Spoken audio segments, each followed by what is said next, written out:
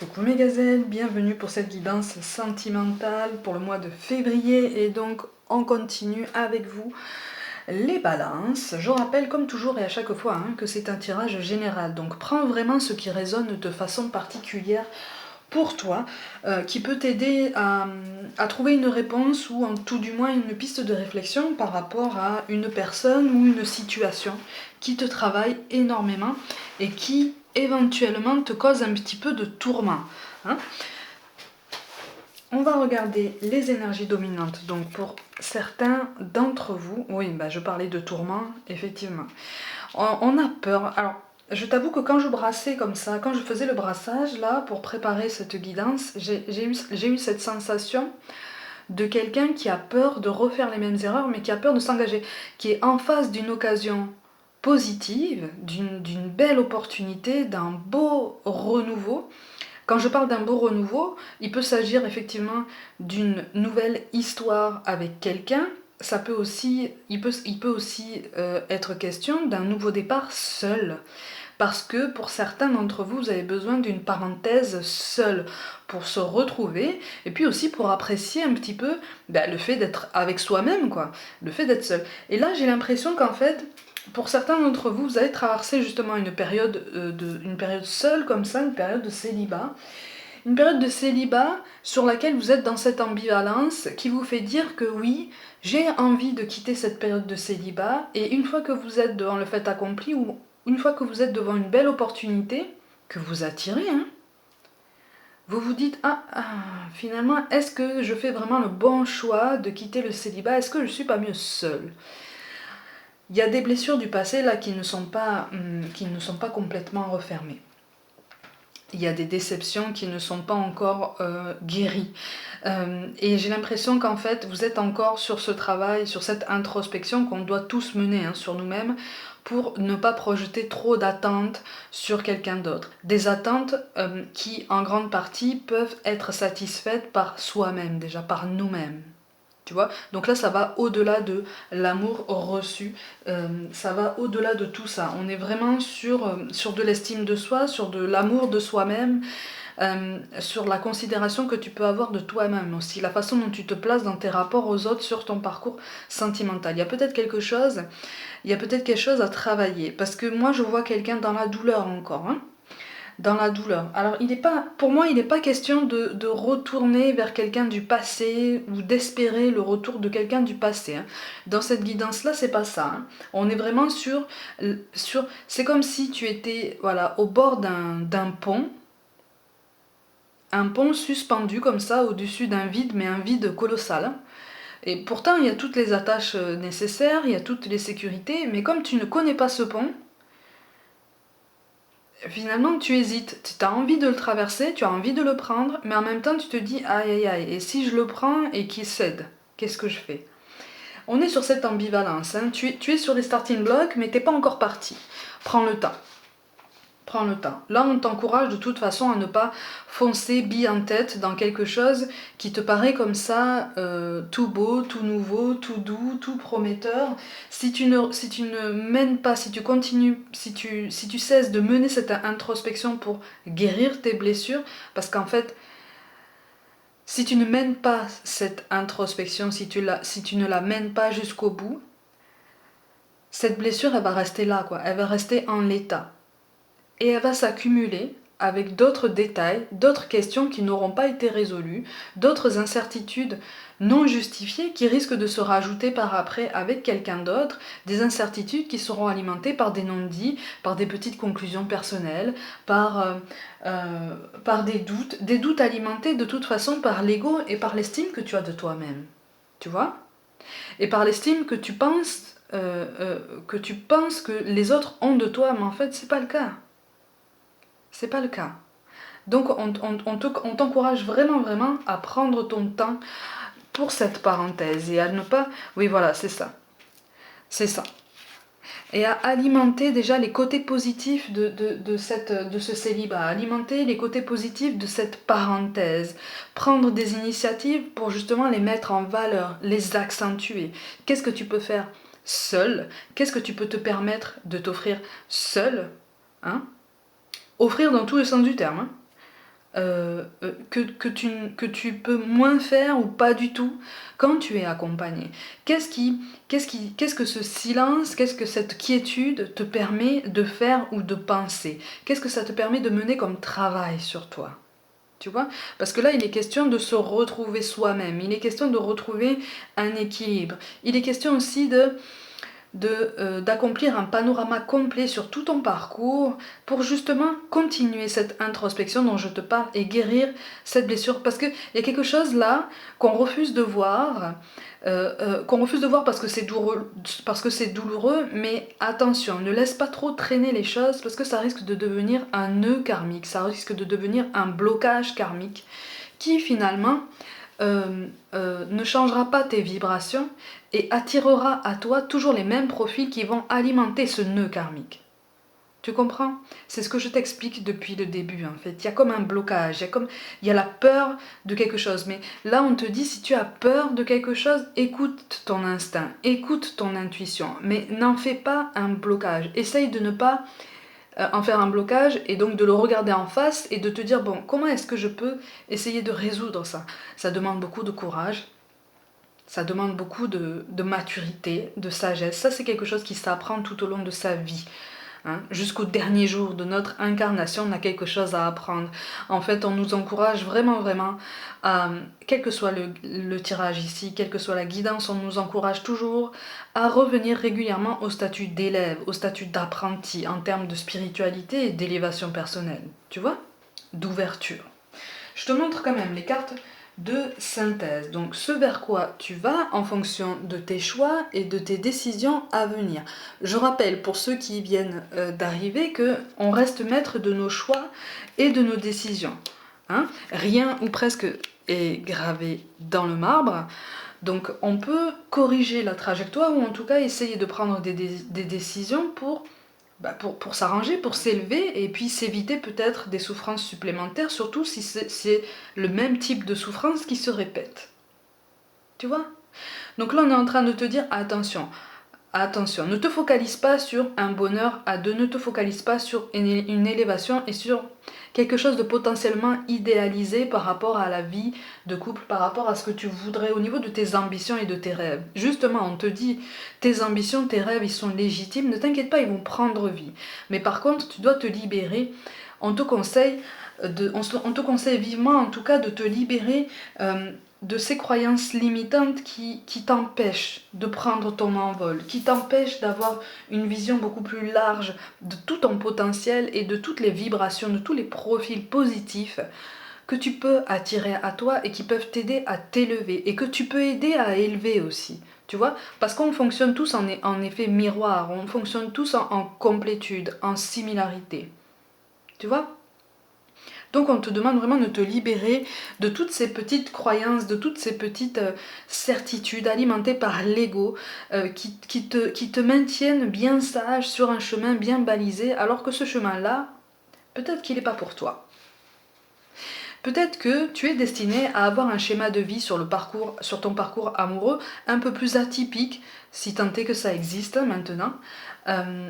Mais quelque chose qui te corresponde déjà davantage par rapport à ta personnalité profonde en fait, et pas à la personnalité à laquelle tu veux coller pour justement rentrer dans des cases. Tu as de très très grandes qualités, tu as de beaux rêves, tu as de belles ambitions, tu veux savoir où tu vas, tu veux savoir dans quelle direction tu vas. Tu es déjà déterminé, mais en fait là on est en train de te dire attention, ne prends pas ton raisonnement par la fin, ne commence pas par la conclusion.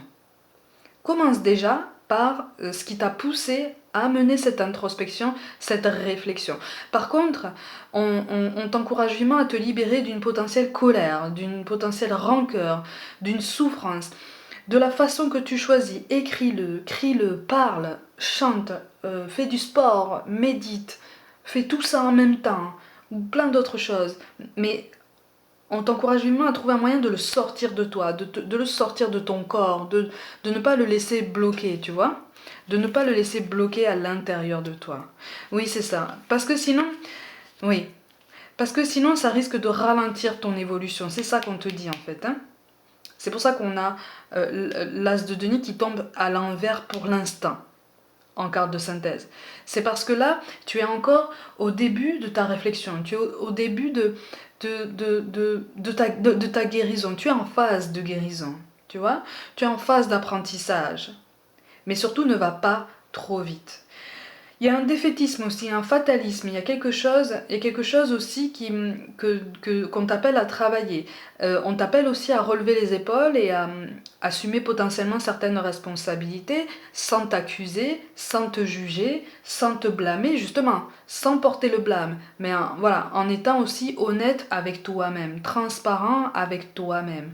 C'est comme ça qu'en fait, on regarde plus en face notre chemin, parce que ça nous donne davantage d'outils à disposition, hein, ça nous donne davantage d'éléments de réflexion pour pouvoir avancer de façon plus pertinente et éviter de vivre à nouveau les mêmes souffrances, tu vois, à répétition. Parce que là, j'ai l'impression que tu as quand même beaucoup accumulé. Hein, tu as accumulé, il y a eu des non-dits, il y a eu des incompréhensions, il y a eu des crises de larmes, après il y a eu des crises de larmes contenues. C'est pas forcément mieux. C'est pas forcément mieux, mais là, c'est comme si tu n'avais pas eu le choix. À ce moment-là, tu n'avais pas eu le choix, ça a été contenu parce que voilà, il n'y avait pas moyen de s'exprimer. Mais là, on te dit, effectivement, tu es dans une période où tu peux te retrouver avec toi-même de façon plus saine, plus tranquille, plus bienveillante. Tu vois? Oui, tu as les pouvoirs. Oui, c'est ça. On te parle d'alter ego. D'accord? Donc, les personnes que tu as croisées, pour moi, il y a une figure marquante que tu as croisée, qui a été source de souffrance aussi, qui n'est pas ton alter ego, qui n'est pas ton homologue. Hein, ça n'est pas ton homologue, parce que vous n'en êtes pas dans le même cheminement, et puis surtout, il y avait un déséquilibre. Il y avait un déséquilibre dans l'estime de soi, il y avait un déséquilibre, une autre vision de se placer dans ses rapports aux autres. Hein, il y avait quelque chose de potentiellement toxique, comme tu le sais, j'aime pas trop ce mot, mais on est sur ça, hein, on est sur ça, sur des accusations, sur des culpabilisations, voilà, sur des tournures de phrases qui te font porter le blâme, alors que bon, bah, dans la situation, c'est peut-être pas le cas, quoi, en réalité.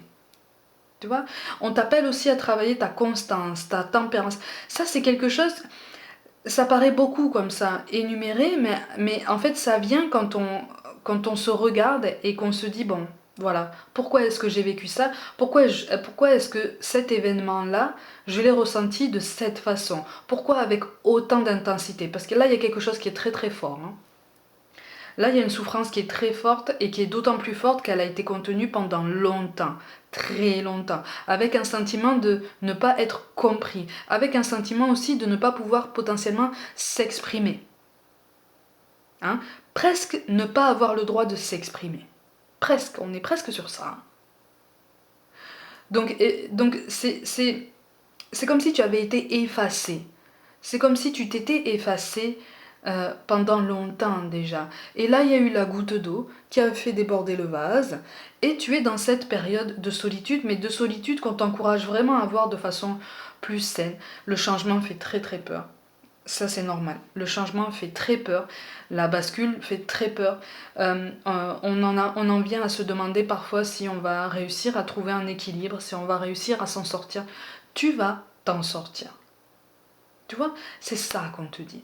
On te dit que là, tu vas pouvoir être force de décision. Tu vas pouvoir être force de choix. D'accord? Mais on t'encourage effectivement à prendre le temps de travailler tes blocages. Hein, ou en tout cas les souffrances qui sont en train de se transformer en blocage. Ne les laisse pas s'installer. Essaye de ne pas les laisser s'installer. Essaye de les exprimer déjà. Le moyen le plus naturel et le plus direct, le plus immédiat en fait, de ne pas faire d'une souffrance un blocage, c'est déjà de trouver le moyen de l'exprimer, mais le plus tôt possible. Tu vois, le plus tôt possible. Et puis aussi souvent que nécessaire. Et si tu as envie de répéter certaines choses, tu répètes certaines choses. C'est toi qui le sens, c'est ta guérison, c'est ton parcours en fait, c'est ton chemin. Tu vois? Donc on t'appelle à plus de tranquillité, parce que là tu as été dans la force, tu as été dans la lutte, hein, tu as été dans le combat, dans la résistance. Hein, comme si tu avais ce statut de guerrier, de guerrière, de résistant, de survivant même pour certains. Hein. Et là, on est en train de te dire, voilà, apaise-toi. Tu es dans une période de ta vie où si tu travailles ta tempérance, si tu travailles ta constance, si tu travailles ta gestion des émotions et donc l'expression de tes émotions et de tes souffrances, tu vas trouver peu à peu cet équilibre, cet apaisement. Ça va couler un petit peu plus, de façon un peu plus fluide en toi. Tu vois? Donc tu vas pouvoir te redresser, tu vas pouvoir redresser les épaules et bientôt tu vas pouvoir regarder l'horizon à nouveau, mais avec un autre regard. Tu vois? Avec d'autres lunettes, si je peux dire ça comme ça. Effectivement, tu es à la fin d'un cycle et on t'appelle à prendre une décision. Une décision par rapport à une situation. Alors pour certains, vous êtes sortis de cette situation oppressante.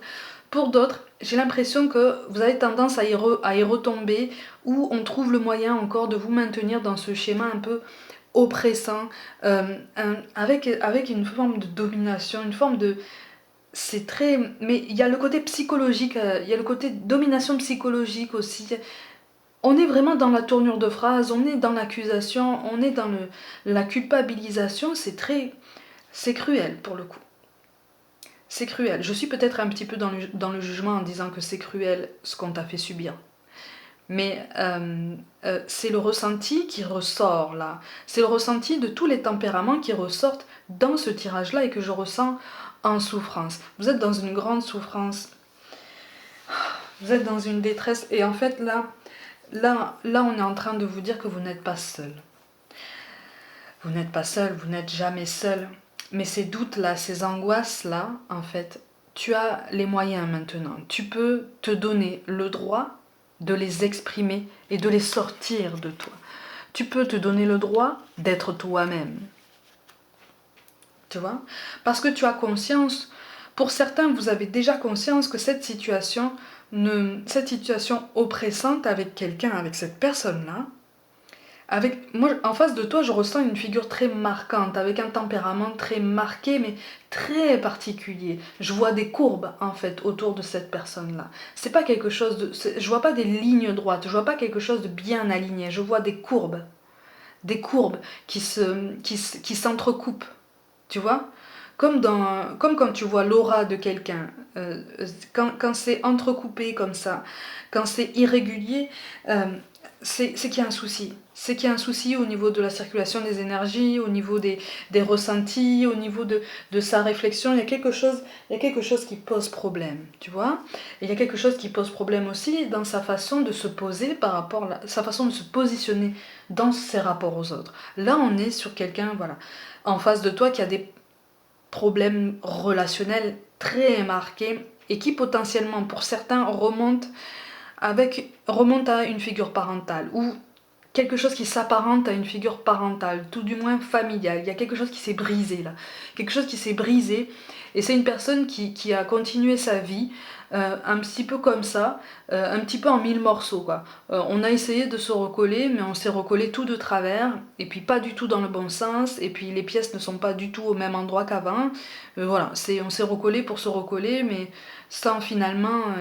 il y a eu une notion d'empressement, il y a eu une notion de fuite aussi. C'est c'est c'est très très particulier. C'est très particulier. Je vois un mur haut. Je vois un mur haut.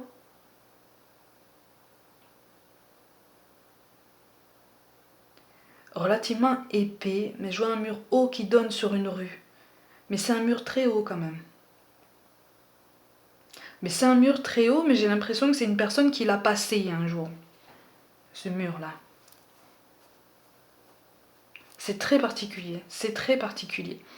J'ai pas l'impression que ce soit. J'ai pas l'impression que ce soit. J'ai l'impression que c'est à l'étranger. En tout cas, ça fait partie d'un passé qui a conditionné en fait qui a conditionné pour la personne cette figure marquante qui finalement a été cause de souffrance pour toi. Ça a causé tout le reste de son existence. Ça a conditionné tout ça parce qu'en fait, il n'y a pas eu d'aide, il n'y a pas eu de soutien concret ou spécialisé. Il y a quelque chose dans cet ordre-là. Il y a un grand portail aussi. Il y a un grand portail noir. Il y a un grand portail, mais c'est pas par là qu'on est passé. C'est pas par là qu'on est passé. Et donc, toi, c'est comme si tu étais comme un... J'allais dire un dommage collatéral, mais c'est un petit peu radical comme terme. Mais tu comprends mon propos en fait. Tu as été l'élément sur son chemin en fait qui a été attiré par ça parce que ça, quelque part, dans cette personne-là, il y a quelque chose qui t'a rappelé quelque chose qui se passe en toi. Tu vois? D'où cet effet miroir. Mais en fait, on t'appelle à ne pas t'en vouloir, à ne pas t'en vouloir, et justement à ne pas, je te disais de ne pas porter le blâme, c'est vraiment ça. On t'appelle vraiment à ne pas te faire porter le blâme, à ne pas te parler avec un ton aussi accusateur, aussi rabaissant. Mais j'ai l'impression que tu as tendance, dans tes moments de moins bien, dans les moments où tu te sens moins bien, tu as tendance à te blâmer avec le même type de vocabulaire que tu as entendu pendant longtemps. Et c'est en ça aussi qu'on t'appelle au changement, tu vois. C'est de ça que te parle le 5 de denier. Là, on te dit, tu as tout plein de belles qualités, tout plein de beaux rêves qui sont légitimes, tout plein de belles envies. Et on t'appelle vraiment à te montrer plus de bienveillance envers toi-même, plus de souplesse. C'est très particulier comme tirage là. Oui, c'est ça, oui, c'est ça. Les cartes sautent même par terre. Bon, voilà, c'est ça. En fait, là, on te dit que de toute façon, ton meilleur allié, c'est toi là en ce moment. Tu vois? Donc on est en train de te conseiller vivement de t'éloigner, de te délester de tout ce qui te fait du mal, de tout ce dont je te parle depuis tout à l'heure pour pouvoir t'aligner. Si tu as la carte de l'alliance, il n'est pas question de quelqu'un avec qui il serait question d'union civile ou quelconque. Là, il est question d'alignement avec toi, une progression sur toi. Tu vois, tu as beaucoup de chiffres qui tombent et qui sont synonymes d'alignement, de recentrage sur toi-même, sur ta guérison, sur la bienveillance et la souplesse dont tu as grandement besoin. C'est une forme d'amour qu'on se donne à soi-même en fait, ça, hein, tu vois. Parce que t'as manqué d'amour, toi.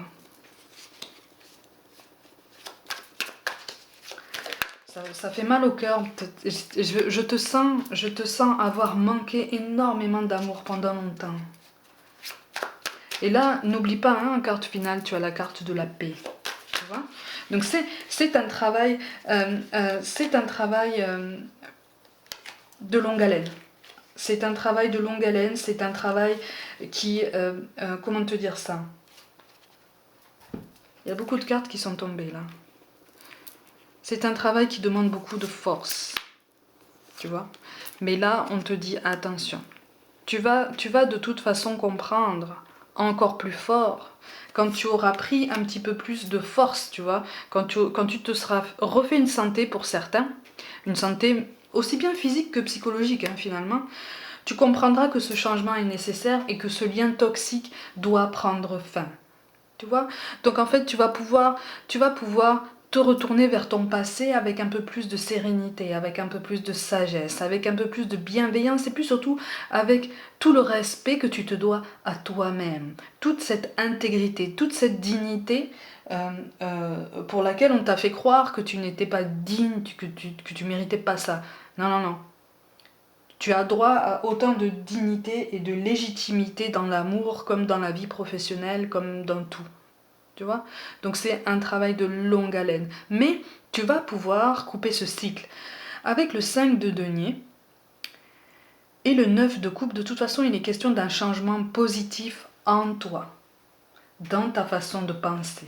D'accord? Dans ta façon de te ressentir. Avec le 9 de coupe, tu auras encore plus comment je peux dire ça, ce déclic pour mettre un point final à ce chapitre qui a été très long et très douloureux. Chapitre dans lequel tu auras laissé peut-être une douleur, des larmes, des mots, des lettres que tu peux ne pas envoyer, hein. Voilà, tu peux te faire une enveloppe ou une chemise spéciale avec tout plein de lettres que tu adresses à cette personne notamment qui a été source de souffrance pour toi, à qui tu peux exprimer tout ce que tu ressens. Alors, sans forcément aller dans l'animosité, tu fais comme tu veux, hein, libre à toi, libre à toi. Tu fais comme tu sens.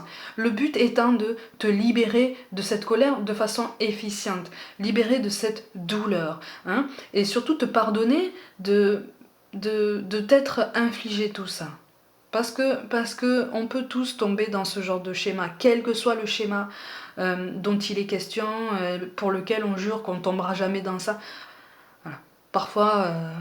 Parfois il suffit d'un moment de sa vie où on se pose des questions, où il nous arrive quelque chose de spécial. Voilà.